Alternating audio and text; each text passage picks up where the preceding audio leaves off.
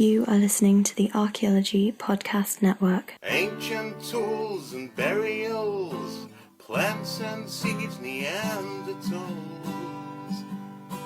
All these things we make no apology are the study of archaeology. Welcome to the Archaeology Fantasies Podcast, episode 20. I'm your host, Sarah, with my co-host, Ken Fader. And today, we're discussing the crystal skulls. What are they? Where'd they come from? Can they really heal my cat or project an image onto my wall? Stick around and find out, and get ready to think critically. Trials as one will call. No, we don't do dinosaurs. Digging in a trench, monuments. Welcome to the Archaeology Fantasies Podcast. I'm your host, Sarah, with my co-host, Ken Fader. Hi, Sarah. How are you? It's hot here. Oh, God. It's hot in Connecticut. It's hot and humid, and it's just absolutely miserable. But, it's September. I mean, I can handle this in July and August. That makes sense. But September, we should be kind of roll it into fall, but not quite yet. Okay. So that's enough weather. We have a really interesting topic to talk about today. And it's not the weather. No. But we should do something on the weather. I'm sure there's something to do with pseudo-archaeology and the weather at some point. Well, we're going to talk about crystal skulls today, and maybe the crystal skulls of doom are maybe they're the ones screwing up the weather. I mean, you don't know. I bet I could find a claim linking the crystal skulls to the weather. Well, you can find a claim linking them to just about anything. So. I can actually. I found some really nice articles on what the crystal skulls are capable of doing, as well as articles on what the crystal skulls cannot do. So it's awesome to know that at least they have limits. There are limits to the horrible catastrophes that are possible when you're in the presence of the crystal skulls. So there's hope. There's hope for humanity. There is. So you have written about the crystal skulls a little bit, and there was also a really nice article that was put out in 2008. Would you like to give us an introduction to what exactly the crystal skulls are? Yeah, and you know what? Like, one of the things that I know that we've done a number of times, we've sort of followed a similar pattern in a number of these shows, is by giving a little context from a broader archaeological perspective, and then gone into the actual artifact that we're talking about, whether it's the Newark Holy Stones or the Koso spark plugs, and in this case, it gives people a base to start from. Yeah. But here's the deal. One of the things that we're going to bring up again and again and again when we talk about the crystal skulls is the lack of any documentation. In other words, these artifacts not a single one of them, and there are supposed to be like 13 of them, not a single one has any diagnostic archaeological documentation. None of them can we say it came from this site, from this excavation unit in this site, and from this stratigraphic level. We can't. And that's really incredibly important. Archaeologists listening to this podcast, or people with only a passing familiarity with archaeology, have to know that context and association are absolutely vital in doing archaeological field work. We are obsessive about recording where everything has been recovered, where it's from what level, from what two-dimensional horizontal location those individual objects were found, where they were found, and the associations, what they were found next to, nearby, within, and so on. And we don't have that for any of the crystal skulls. And I'll give you an example of a non-crystal skull artifact that is the same kind of deal. A few years ago, I was asked to be a consultant on a film about the Michigan relics, which is another topic that we might actually want to discuss on this podcast. We've kind of danced around those, so we should totally hit those. Yeah. So. It's a really cool topic, and these are artifacts that were found end of the 19th, beginning of the 20th centuries in Michigan. There are thousands of them, and they're supposed to be, they have writing on them that are, maybe it's Greek, maybe it's Roman, maybe it's Egyptian, maybe it's a whole host of other things. Anyway, so I was a consultant, not on air, I was behind the scenes.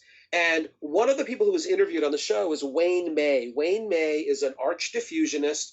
He is the editor of Ancient American magazine, which, if you have a diffusionist idea, you can get published in the Ancient American. It's just absolutely nothing but articles that say it was Romans, it was Hebrews, it was Egyptians, whoever came to the New World long before Columbus.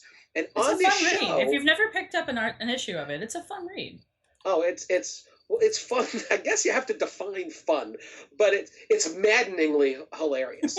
anyway, so Wayne May was interviewed on this, and one of the things that I talked to the producer about, I said, listen, if somebody's going to be a diffusionist and they're going to say, well, this is what we believe, have them ask them to bring on physical evidence, an artifact that they believe proves the existence of these Europeans or Asians or Africans before Columbus, before the Vikings in the New World. And so when Wayne May on air shows an artifact, which is a small oil lamp, and he introduces it by saying, listen, if you found this oil lamp in an archaeological excavation in the Middle East, in Turkey, in Israel, in Syria, in Lebanon, you'd think nothing of it because they have lots and lots and lots of these there. But this was not found in Turkey. This was not found in Lebanon, not found in Syria. This was found in West Virginia. And so we're supposed to draw from that the fact that clearly ancient people from the Middle East, maybe 2,000 years ago, had come to West Virginia. But then Wayne May goes on to indicate the context of the discovery. Was it an archaeological site? Do we have three-dimensional locational data? Do we have proveniences? Was it in situ? No, he got it from a guy who bought it at an estate sale in West Virginia. Right. Well, holy God, that's not archaeological context. That doesn't prove it. That doesn't prove anything. We have no idea where that oil lamp originated. All we know is it was in some dead guy's possession in West Virginia. Somebody bought it and passed it along to Wayne May. Now, the funniest part about that particular example is that when I saw the oil lamp in the video, I recognized it immediately, not the specific lamp, but the style. And I recognized it immediately because my father, who liked to collect little, legally antiquities, had one in his condo in Florida. And I asked my dad, I said, I know you bought that. So where did you get that? And apparently there's an auction house in New York City that you can go online. I'm not going to give you the name of it. You can find it online. You can go online and buy these things, and they're like $50 each or $60, so that anybody can purchase one of these artifacts, keep it in their collection. Maybe they'll know where it was from, but they die, they pass it along, and now somebody buys it in an estate sale in West Virginia, gives it to Wayne May, and he's figured that, wow, this is proof, evidence that ancient Israelites or whoever were in West Virginia a couple of thousand years ago. The problem there is that oil lamp is completely devoid of archaeological context. We can't trace it. We have no idea where it came from. And in this case, this was a legitimate artifact, but we have no way of assessing, is it real? Is it fake? Or is it real, but it came from somewhere else entirely? That's the lesson for the crystal skulls. When we talk about them, we can talk about the modern analysis that's been done on these things to show that they're modern. But fundamentally, bottom line, we don't know where these things were actually from because we have no documentation for any of them. But in that Wayne May story, I mean, that's just so blatantly, like, who? You're going to say dumb, weren't you? Were you going to say dumb, Sarah? I'm trying not to use strong language like that, but yeah. It's foolish. It's archaeologically foolish. Anybody with even for somebody background, like Wayne May, I mean, even he should have been like, maybe not this one. I mean, it's an interesting artifact, and it probably is a legitimate artifact. It's just not. It doesn't show what he expects it to show. Anybody how could it? You found it in a garage sale. Essentially, exactly so. Yeah. I mean, that's just years ago, what a good bargain shopper you are. I was going through, typically doing an archaeological survey, and a guy in his garage had a cigar box full of local spear points and arrowheads. And in the midst of all that, there was an Egyptian scarab. Now, listen, I was doing an archaeological survey in the Farmington Valley of northwestern central Connecticut. I really doubt that scarab that ended up in his artifact box was found by somebody walking a plowed field in Simsbury or Avon or Canton, Connecticut. The odds are it was picked up at another garage sale or brought back from Egypt, thrown in a box of cool stuff, cool artifacts. The problem there is that, somebody dies, they pass it down to somebody else, and then we don't have any proveniences or context. We have a box full of artifacts. We have no idea where it came from. Yeah, you have a box full of artifacts and a dubious oral history. Yeah, exactly. which brings us perfectly to, that's a perfect, I think, segue or introduction to the story of the crystal skulls. And here's the deal. I'll give the basic background if you want, Sarah. Listen, and really, these things show up. And that's the only word I can use. I can't say discovered. I can't say excavated. I can't say, recovered archaeologically, because we don't know any of those things. All I can say is they show up. And if somebody says, hey, look, I've got a crystal skull, beginning in the second half of the 19th century. Altogether, I actually have seen photograph of all of them together, which is weird, because one of the myths about it is when you get all 13 together, that marks the end of the universe or something like that. And I got a photograph of all 13 of them together, and I missed that article in the newspaper about, well, the universe is going to end now. There are about 13 of them. They're variously sized. They are, in each case, they are individual large crystals, and there's a wide range in size, from a few inches across to I think more than a foot across is the largest one, or several inches anyway. And each one is a single crystal that's been cut into the shape of what looks like a human skull. Most of them, I think, are the mandible and the cranium are one piece of crystal, but I believe in at least one or two. The mandible, the lower jaw, is actually a separate carving so that they fit together. These things have been none of them look like actual skulls. They look like really artistic renditions of a human skull. Kind of like a Cinco de Mayo, not Cinco de Mayo, but a Day of the Dead kind of sugar skull look. Yeah, they're not photorealistic. But then again, I'm looking in my office right here, and somewhere in the living room. When I was in the Yucatan, I went down this is years ago, went down this little dirt road and found a modern Maya wood carver. Cool guy who was carving replicas of Mayan glyphs you could buy for several $100s. He had this gorgeous replica of the Palenque sarcophagus lid carved in wood. I didn't have the money or the space to bring that back home, but I bought this beautiful skull glyph, and it's a human skull with like a lotus coming out of it, so it's a Maya death glyph. Really pretty. So the people in Mesoamerica did render the human skull in various artistic forms. I've seen skulls in stone along the bases of platforms, of stone platforms, also in the Yucatan. So the skull is a common motif in the art of the Aztecs, Teotihuacan, the Maya. So that's cool. The Maya definitely, the Aztecs definitely, other groups in Mesoamerica did depict the human skull artistically. But in no archaeological excavation, not one, it's not like, well, maybe one, none, no archaeological excavations in Mesoamerica has there been a crystal depiction, a single quartz crystal carved into a skull found at any legitimate archaeological site. Nobody can go to a site report and find the documentation of the discovery of one of these skulls. All of these skulls, again, they just sort of show up, and in most cases, they're for sale, which isn't terribly surprising. Yeah. Well, according to Dr. Walsh's article, and Jane McLaren Walsh, McLaren Walsh. Great article. She spent, and I'll put the link up in the show notes, but she spent a great deal of her time looking at the skulls and just studying them as a phenomenon, not necessarily artifacts. Right. And what I like about what she's done here, though, is she's broken them down into 3 distinct generations. And the first generation of these skulls actually started off with the finding of beads that were 1.5 inches or so around and were drilled. So they were obviously beads to be used. But again, as you said, they just appeared out of nowhere. Supposedly they were found in an excavation somewhere in Mexico, but nobody knows where or when or how. There's no record of the excavation itself. And they were also found during the heyday of the archaeological frauds.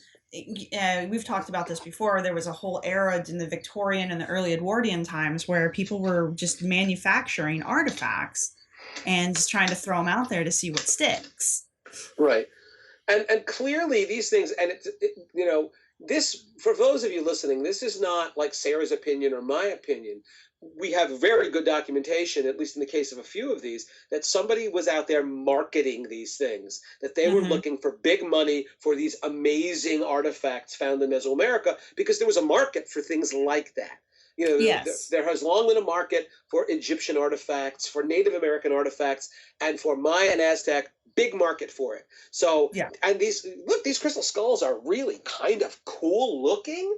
And so in cases, we're talking about instances in which at least the requests that people were asking for tens of thousands of dollars for some of these individual skulls. In fact, these things really first show up. It's the 1860s or 1870s. There's this fellow, his name is Eugene Bobin, who's a Parisian antiquities dealer. Yeah. And he actually, we can source at least 3 of the skulls to this guy. Now remember, this guy's in Paris. He's not in Mexico. There's no evidence whatsoever that these things ever saw Mesoamerica or the New World. They show up in Paris for sale.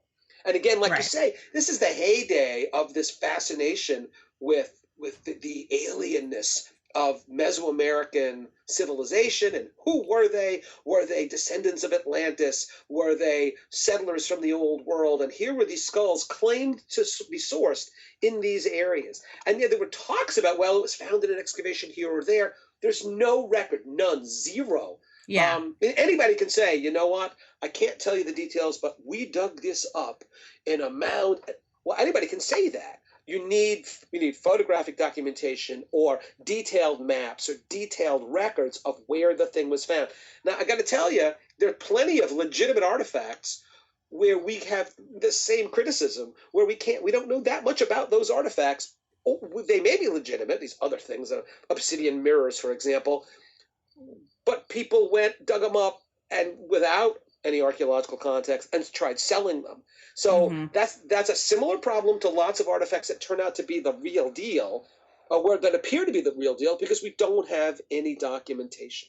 But in the case of the crystal skulls, it's more than the fact. I mean, we start with the fact that, look, we don't have any documentation. We have none from those original skulls. Of course, those ended up at the Musée de l'Homme in Paris. It used to be called the Trocadero Museum, I guess. And and one of them at least ended up in the British Museum. Yes. But here's the cool thing. So you're an archaeologist. Let's say Sarah and I are really skeptical about these things being legit. All right, how do we analyze? We don't have any context, but that characterizes some legitimate artifacts. How do we today, using modern technology, actually assess the reality of these things? Well, one way of doing it is we have good ways of analyzing the source of rocks. I think I mentioned before on this podcast that when I was an undergraduate, we were doing neutron activation of turquoise in the American Southwest and West Mexico. Yes, you've mentioned that, this stuff, when the crystals in the crystal skulls, just the raw material, when those have been analyzed, none of them are sourced to Mesoamerica. The sources are Madagascar and Brazil. So you start with a kind of insurmountable challenge, which is, well, if these are legit, how the hell do the ancient Mesoamericans get crystals from Madagascar? That's kind of far away, and no evidence ever that there was contact between Madagascar and Mesoamerica. Now, Brazil's a lot closer. It's South America. But once again, there's not a single trace of evidence that in antiquity there was contact between the people living in the Yucatan, in Belize, Honduras, in Mexico itself, and the people of Brazil. So we start with, clearly, it seems to me, these crystals were chosen to be made into skulls, not because they were local to Mesoamerica, but because they were really cool looking crystals. And whoever made these things had no idea that at some point in the future, archaeologists and geologists would be able to trace the actual source, and that tracing would show pretty conclusively that they were not legitimate artifacts traceable to Mesoamerica. You know, it's interesting that you mentioned selecting the crystal itself, because, you know, the first generation started off so small. The second and the third generations are where the skulls became life-sized and larger, which required much larger pieces of crystal. And a lot of people don't understand that crystal's a natural occurring stone. It happens everywhere. High quality crystal might be a little harder to come by, but it can be gotten. People find, I mean, we still today manufacture crystal gazing balls, crystal jewelry, and stuff like that. And it's so common that in Georgia, that's actually, and a lot of places down south, that's actually what they would nap a good deal of the prehistoric peoples would nap their stone tools out of, because it was plentiful. We have a little of that in Connecticut. And it's kind of amazing. We've got, the folks here, we have whole crystals, but we're talking about an inch or two long, whole beautiful, geometrically shaped, prisms of crystal that we find at archaeological sites. And it appears that the local people collected these things just as keepsakes, as important ceremonial objects. But we also have, like you say, we've got some quartz spear points that are made from, the first time I found a spear point made of crystal quartz, I thought, who's pulling my leg? This looks like it's made out of modern glass. I know, the really good ones. And that beautiful. And the flakes looked like this is glass, but then you do a more careful examination, you go, whoa, this is beautiful, clear crystal. So people did use crystal. Close by to me, I'm in Connecticut. In New York, there's a place called, in Herkimer, New York, called the Herkimer Diamond Mines.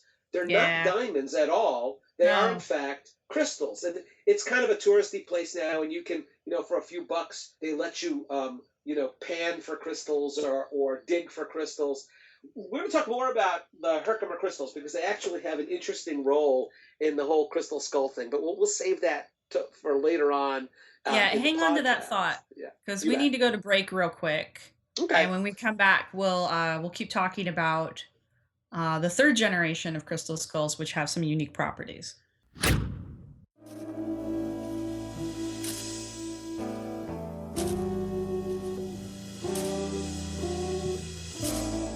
The CRM Archaeology podcast brings together a panel of cultural resource management professionals to discuss the issues that really matter to the profession. Find out about networking strategies, job hunting, graduate programs, and much more. We'll often feature interviews with college professors, CRM business owners, and experts as well. Check out the show on iTunes, Stitcher Radio, and at www.archaeologypodcastnetwork.com/CRM Arc Podcast. Let's get back to the show.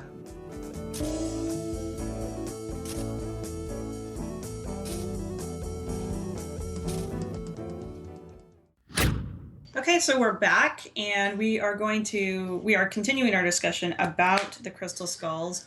Do you want to talk about the Herkimer diamonds now, or you want to talk about it at the end? No, let's talk about that a little bit later on. So far we've talked about the skulls that appear, again, not excavated, no evidence of that, but that should appear on the antiquities market in like 1870 or thereabouts, and that can be traceable to this Parisian antiquities dealer Eugene Bobin, who he was all about selling stuff. Yeah, he was. So the crystal skulls could make some money. I'm sure he didn't really care what the source was. If people thought they were real and were willing to part with their hard-earned cash for these things, he was perfectly content to do that. Yeah, Bobin was okay with selling pretty much anything, because he apparently would exhibit the skulls alongside actual human skulls that he'd gotten from God knows where. So, I mean, the man, we don't want to know. The man was out for $1. I'm sure he was a very nice person. Well, the third generation of skulls is where things start to get really weird, because the third generation of skulls, again, just appear out of nowhere, and they are eventually purchased by the British Museum. And there's one in particular that comes out of this third generation, and it actually has awesome nicknames like the Skull of Doom. Oh yeah! Oh my God! The Skull of Love, and my favorite is the Mitchell Hedges skull.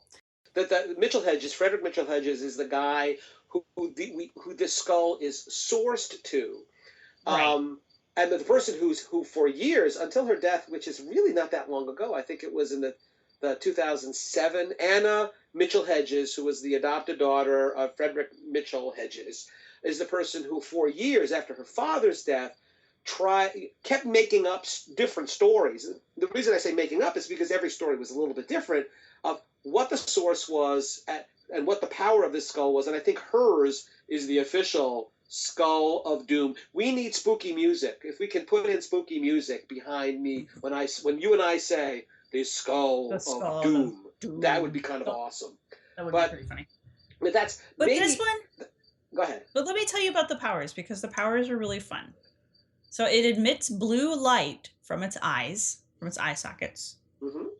And it apparently has a vendetta against computer hard drives, in that it has been known to cause serious and irreversible damage to data on hard drives.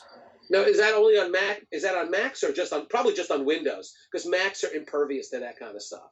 I was going to say it's probably an Apple problem because everybody No, you don't understand. No Macs, no viruses, no spyware on Macs, and no blue lights from crystal skulls of doom have affect Macs. No, that's a fact. That's an absolute fact. And that's because no one takes Mac serious enough to try to hack it. Oh my God!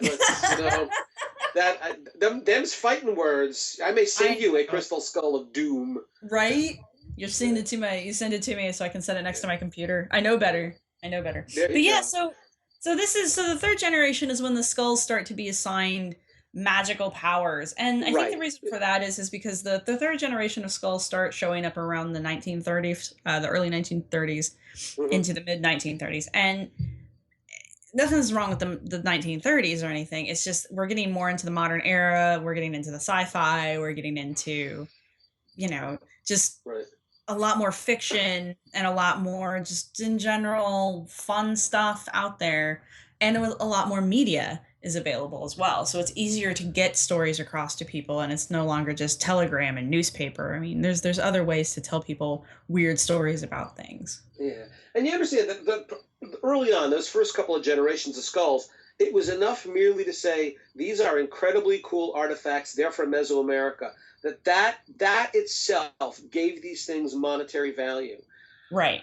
But in the 1920s and 1930s now, to say these things are valuable because they're Maya and Aztec, yeah, that's something. But to then say there are paranormal qualities or aspects of these things, that increases the value of these things. Certainly the interest in them and the value goes up exponentially. Because now it's not just these are cool ancient artifacts, don't they look interesting? They're death symbols, that's cool. But now they actually are dangerous. They actually can hurt people. Right. They're like, they have a history behind them. Yeah. Anna Mitchell Hedges, the nice thing about the Anna Mitchell Hedges skull, the Mitchell Hedges skull, is that we actually know more about it than we know about some of the other skulls, only because she told a bunch of stories, and we have those written down about where they were found, but we have documents from her father and from other people years before she started hawking this thing and trying to sell it that clearly show that they bought it. That there was no context. Her story is something. She was at an archaeological site, and which site it is kind of changes with the stories, and that there was apparently a forest fire that cleared the site, and that somebody went down into the ruins of the site after the fire and found the skull, and then somebody else went back in and found the separate mandible. So in her version of the telling, and again, claiming that she herself witnessed the recovery of this skull, the two pieces of the skull, the cranium and the mandible, that she witnessed its recovery from an actual archaeological site, certainly increases the value, the monetary value of that artifact, rather than simply saying, well, we don't know where it originated, we bought it at an auction. But when you go back into the documents, the records kept by her father and her older brother and other people, they clearly talk about where they bought it, who they bought it from. So those records all exist before she says, oh, no. They were just trying to hide the truth of it because, they smuggled it out. They didn't want anybody to know. But in fact, this thing was found at an archaeological site. So this is interesting. This is interesting, though, because there is documentation about the skull, and it clearly documents that it is a fake. There you go, exactly, and that it was purchased at an auction. Right. So we We have no archaeological context, no associations, no provenience, no location, no, it came from the stratigraphic level. Again, like all the others, it just kind of shows up. Which again detracts from, many archaeologists would say, well, that's pretty cool, but so, we can't tell you very much about that thing. It's just some random claimed artifact that has no provenience, that has no actual source. She says, by the way, that it was found in 1924. The first documentation about that skull doesn't show up for 12 years later. Right. So she's claiming, like in the 1960s and 1970s and 80s, that the skull was found in 24 at a site, but all the documentation we have indicates that when it appears in 1936. You know what it's like? It's like the Shroud of Turin. Is the Shroud of Turin 2,000 years old? Well, but the very first documentation of the appearance of a shroud, a long winding sheet with the image of Jesus Christ on it, doesn't show up until the 13th century. It's 1,300 years, 1,250 years after the birth of Christ, the death of Christ. So we've got that gap. There's a real problem there. If you claim the artifact is 2,000 years old, there's no record of it for 1,300 years, you've got a problem. If you're saying we found this skull at a site in 1924, but there's no record of the thing even being in anybody's possession until the 1930s, again, it raises, as we've said this before, it raises red flags. There's a warning there. What's going on? Who's pulling a fast one? And pretty clearly were the people who were trying to sell the skull. Right. And if documentation isn't enough, we can get a little bit more sciencey on you. Mm-hmm. Both the British Museum and the Smithsonian have both examined all of these skulls of the 13 that are out there and accepted as being of the 13. And a French lab has actually looked independently now at the ones that are in their possession, the Musée de l'Homme.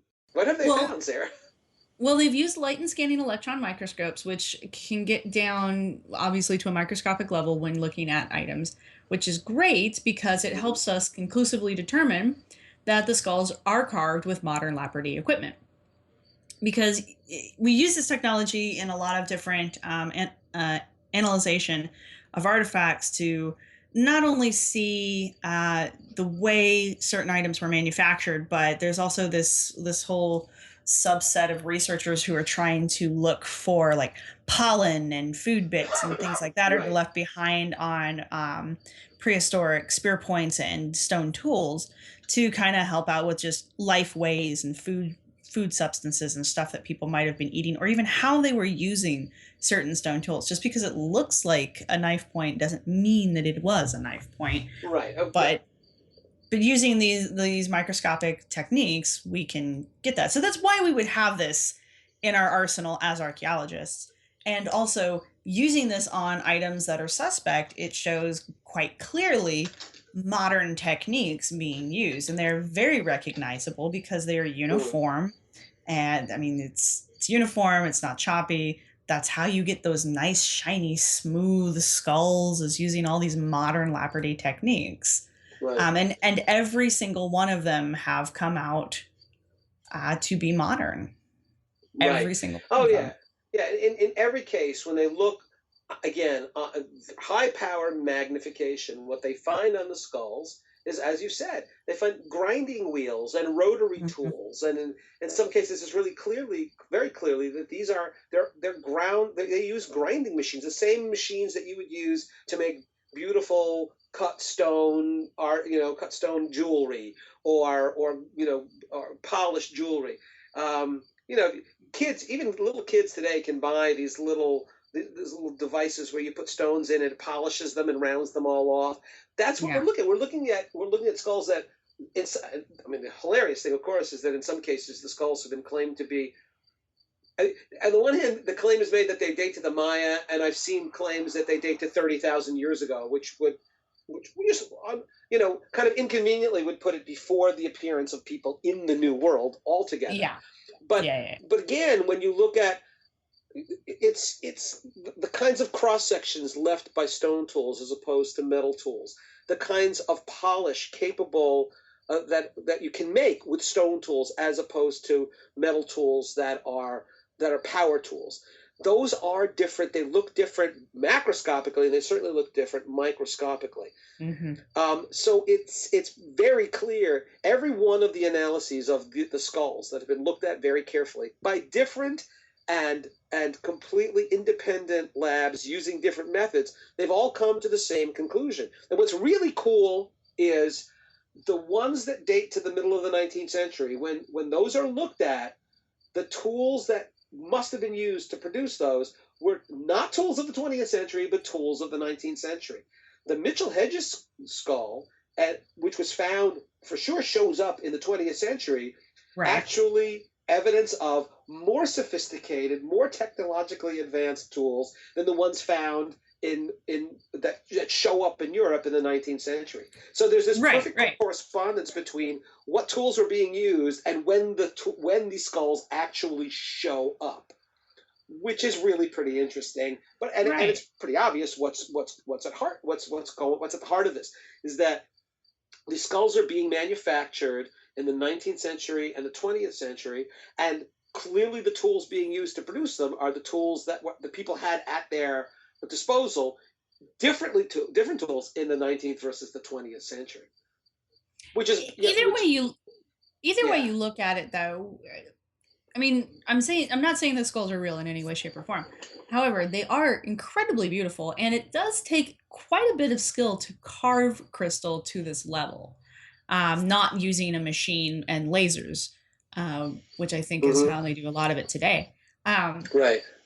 But I mean, if you're looking at somebody, the person who made these had a fair amount of skill to make these. So if nothing else, these are beautiful works of art. Right.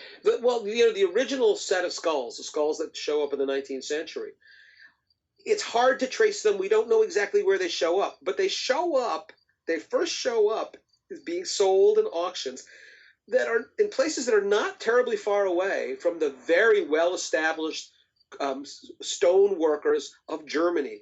These are incredibly accomplished lapidarists. Is that the word? Who in fact worked with quartz crystal. So you got guys working with quartz crystal who were expert at this, who at the right time and more or less in the right place in Western Europe, that's where the skulls first show up. That's, if you're a scientist, you predict. You predict if the skulls are real, this is what we should find. And what we should find is that they're made with tools that are not anachronistic, that are legitimate for the period they're supposed to be traced to, which is maybe 1,000 years ago in Mesoamerica. The tools, the raw material should be traceable to some local source, or if it's a foreign source, there has to be other evidence that there was contact between those people and wherever this foreign source is. That's if it's legit. If it's not legit, you start thinking, well, the tools should be being used to produce them are anachronistic. They show up. They don't show up in a context that indicates they date to the right period. And if they're fake, you figure there's got to be people in that period in the area where they're found who are accomplished at producing these kinds of artifacts. Every one of those predictions is borne out. Yeah. So when you put it all together, you apply Occam's razor. Don't multiply the entities needed to explain something.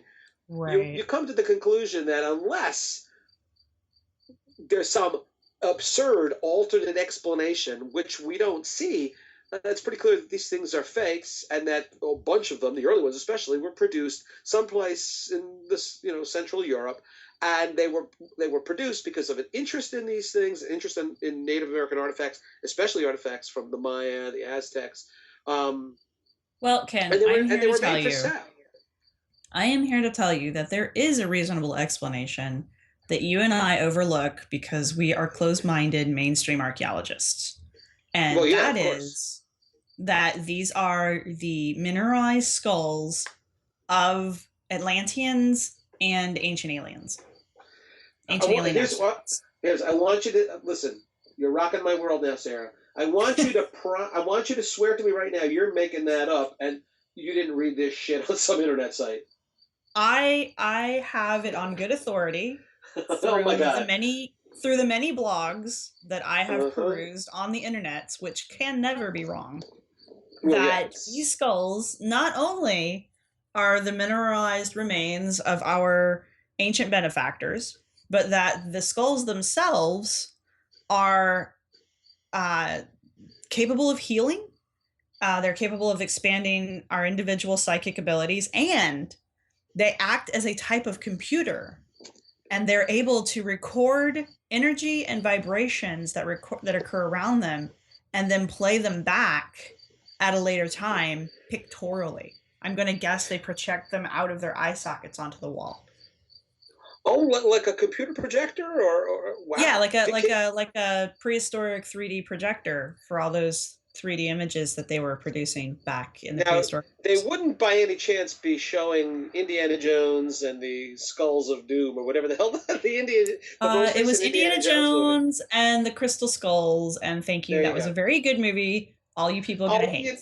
I'm sorry, that sucked, but whatever. The first one was a good movie. After that, I'm tired. It's tedious. It's tedious. Plus, but yeah, whatever. It was Kingdom of the Crystal Skulls, so there. It was still a good movie. All right. Hey, listen, if an Indiana Jones movie doesn't end with Nazis melting faces, I'm not really all that interested. When you compare Kingdom of the Crystal Skulls to Temple of Doom, where we're pulling people's hearts out of their chests while chanting Kali Man and dropping them into a volcano, and yet no one seems to be sweating from the heat of said volcano. They're both just as ridiculous. Sarah, it's just one of them didn't have Shia LaBeouf in them. Yeah. Sheila, well, you can keep him, but whatever. Exactly. Yeah, we could have done without him. But and who knew that Indiana Jones's father is 007? I mean, that was a revelation, right? I will say that was the best of the Advent trilogy. That was the best movie out of the trilogy. But I mean, listen, anybody can say anything on the internet, and those. I would think that the majority of people, even people who think maybe there's something to the Crystal Skulls, recognize that those kinds of claims are, on the face of it, absurd. What is it? What does any of that even mean when we have clearly these are rocks, these are crystals, this is a mineral, these are things that we can analyze, and that none of this other stuff that are being claimed has ever manifested itself while these things are being investigated or analyzed. It's just sort of great story. I got one about Santa Claus and the Tooth Fairy and the Easter Bunny for you as well. But how about let's look at something a little bit less kind of loopy and look at, again, even if you claim these things are legit, there are ways of assessing that scientifically. And some of these other claims that abound on the internet are, at their heart, they're not scientific because they're not testable. Well, and we will discuss the testability of internet claims when we come back from our last break. And Fantastic. Maybe we'll even get to the Herkimer diamonds. So. We got to. Yeah, absolutely.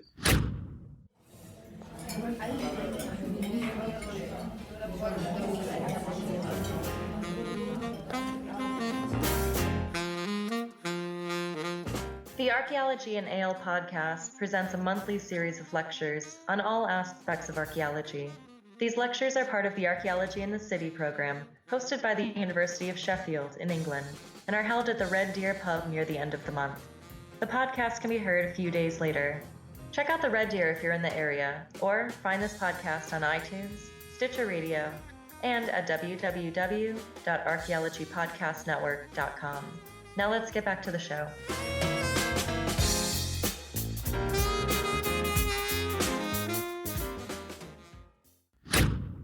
And we are back, and we're going to keep talking about checking facts on the internet because... Yeah, really. Okay, so here's the problem with that, though, really, if you think about it. How are you going to check those facts? You're going to Google something else on the internet. So you're kind of in like this weird paradoxical loop where you're trying to verify facts with other facts that you found in the same place that you found the bad facts. So this is where the critical thinking comes into play, is the ability to discern good facts from bad facts. And I mean, the truth is that listen, and of course I'm going to say this as a university professor, as a scientist, somebody with training, a PhD and all that. Of course I'm going to say this, look, when you're looking at sources online or anywhere, consider the backgrounds of the people who are making the claims. Are they have an axe to grind? Are they trying to prove something? Are they trying to sell you something? Or are they people with, they have a lot of experience looking at doing archaeology, a lot of experience writing about the ancient past, that they're not always going. I'm not always going to be right, but of course not. But maybe your odds are better of finding somebody who knows what they're talking about if they have a track record, and that track record is verified by other people in their discipline. Are we an echo chamber? No. Anybody who thinks that archaeology is an echo chamber simply doesn't read the archaeological literature, and hearing us yell at one another and dispute each other's conclusions. We are not an echo chamber at all. And so, to be fair, though, the average person does not have access to the same archaeological texts that you and I do. They don't have access to our published site forms and that, and the conversations that we have.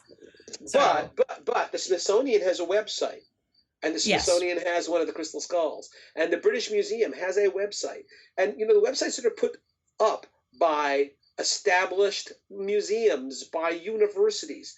Again, not always going to be right. Maybe maybe they get stuff wrong part of the time, but again, the odds are better that the people putting that information on these websites have a background in the relevant fields of science or history, so that the odds of finding something that is in fact correct about the crystal skulls, the odds are greater that you'll find something that's supportable by data on a website put out by an established museum or a university than some guy in his garage. I mean, bottom line here is Giorgio Tsoukalos of Ancient Aliens fame. What's his background? It was in sports, in representing weightlifters. That doesn't mean he's wrong. That doesn't mean he's dumb. He's far from it. But it means that, his background doesn't really give us a lot of confidence that what he knows about these things is verifiable or is based in fact.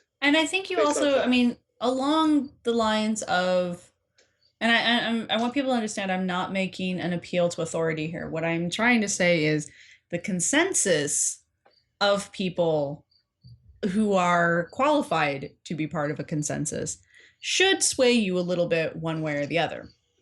But the part of the problem that we're running into here with people who believe in the power of the crystal skulls and believe in the stories of Atlantis and aliens coming down and then mineralizing the remains into these crystal skulls, it doesn't matter to them that you have a degree or that the Smithsonian is an institution of higher learning.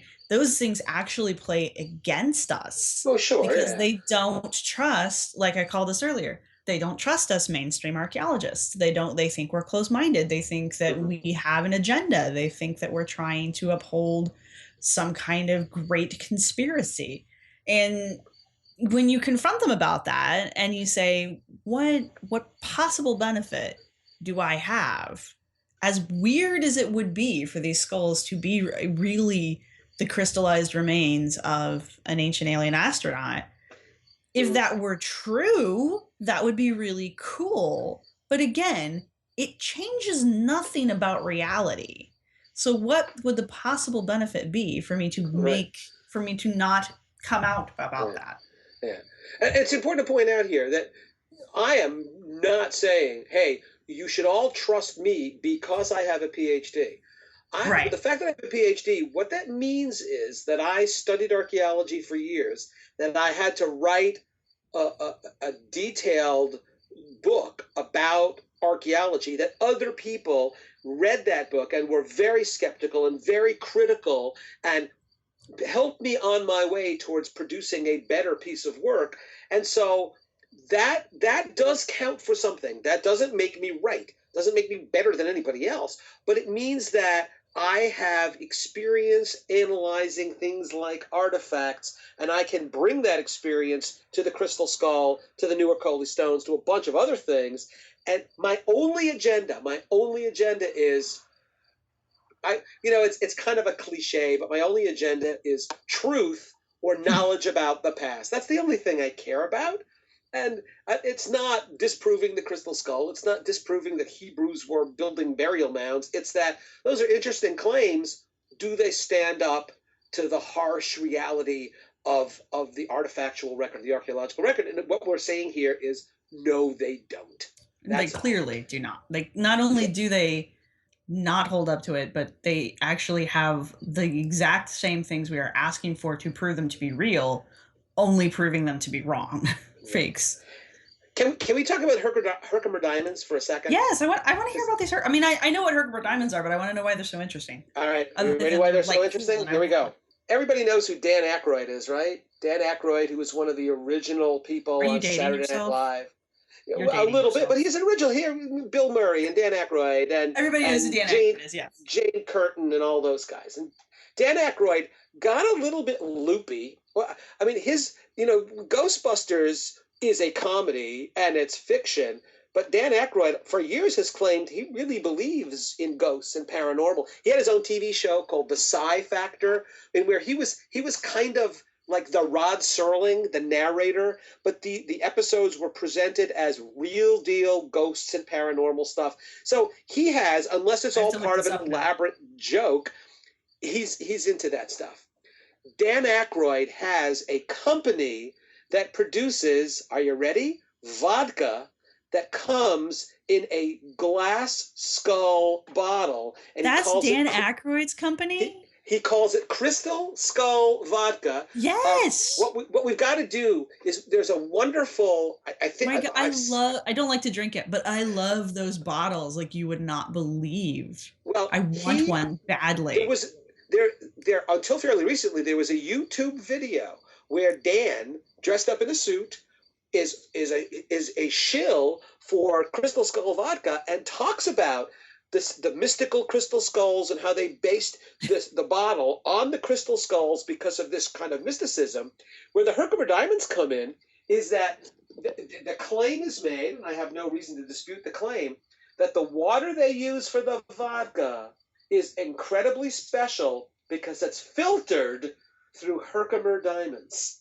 So that somehow the crystals make the water extra powerful or pure or clear or something, and that makes that vodka like the best vodka. And I am not a drinker, man. I don't drink. I've heard from people who say, well, it's a cool bottle. It's not like the best quality vodka, but that's the claim is made. And again, if you can look for it yourself, Sarah, I'll look for it on YouTube. Oh no, I've seen the skulls. I've seen them, and I want one. But no, I'm talking about the video where the extended commercial, the extended form commercial for the vodka, where Dan Aykroyd presents himself as the representative of the company, and they talk about filtering. And again, these Herkimer diamonds are not diamonds at all. They are quartz crystals, and quartz crystals are cool, but there's nothing particularly special about them. There are a lot of quartz crystals in the world, and I am not a chemist. You would need a chemist to explain why filtering water through little quartz crystals would have any effect or impact on the water at all. Because unless the crystals no idea, but I found microscopic. Yeah, I mean, if you would put that up online, it's hilarious and wonderful. Dan Aykroyd, I'm never sure with him if he's really sharing what he believes or if if it's a parody after all. But he puts on that kind of fake Dan Aykroyd off the voice of authority, and they make a specific and explicit correlation between the skull bottle that they use, their vodka, and the very powerful mystical crystal skulls of the Aztecs and the Maya. So you just blew my mind because I did not know that he owned Crystal Skull Vodka. Is he an owner, part owner, or just the representative? But he's the face of Crystal Skull Vodka. Well, somebody has to be. The rest of them are just skulls. Here's the deal. I really want one of those bottles, but I'm too cheap to go out and buy one and pour the vodka down the drain and just keep the They bottle. are expensive. I think so. Yeah, I think that we're talking like three figures, or I think. So if you go out and buy the Crystal Skull Vodka, don't throw the bottles away because they look pretty damn cool. You know what you can get though for relatively cheap, since we're talking about vodka. Crystal Skull has. Well, I mean, we're here. We may as well stay here for a minute. Crystal Skull has started making those little 2-shot bottles now. You know, you can buy little sample bottles behind the counters. They're like little 2-hitters.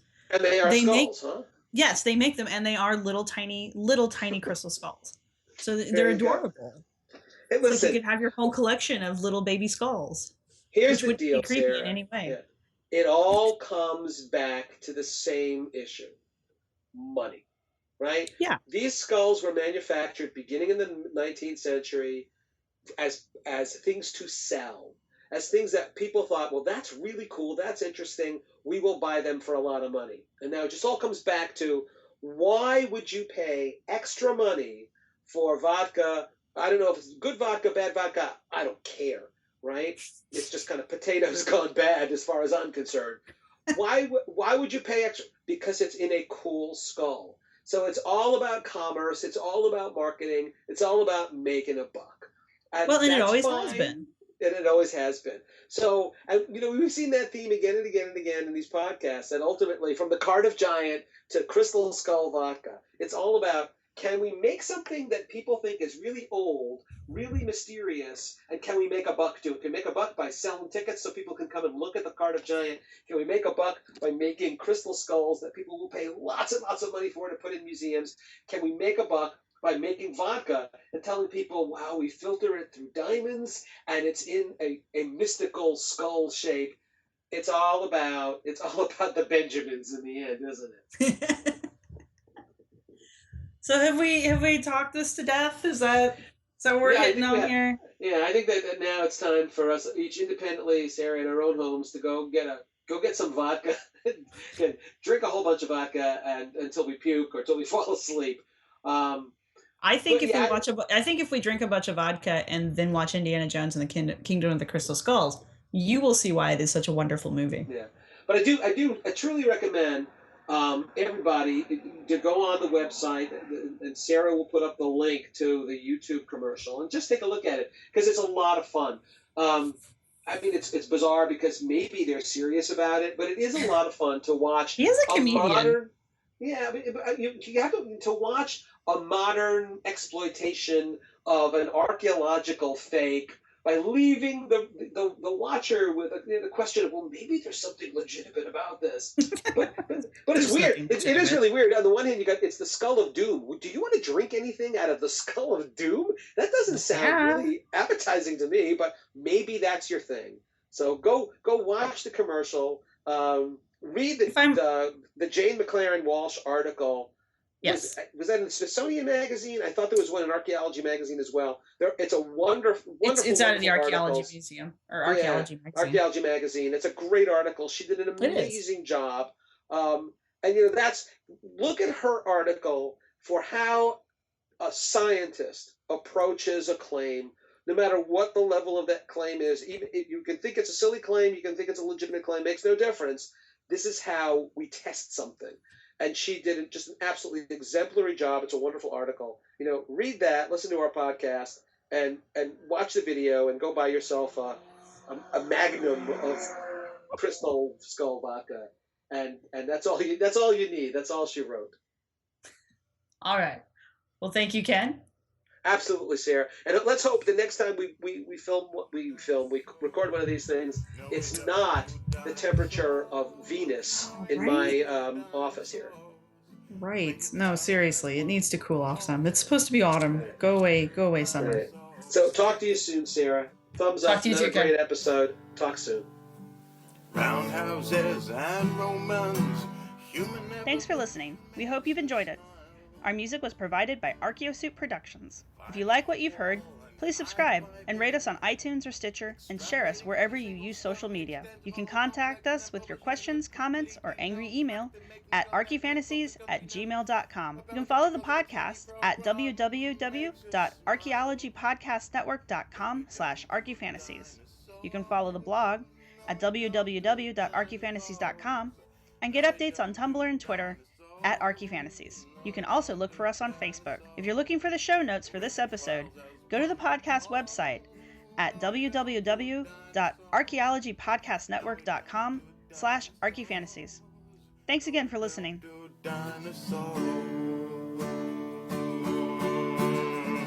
We don't do dinosaurs! See? This has been a presentation of the Archaeology Podcast Network.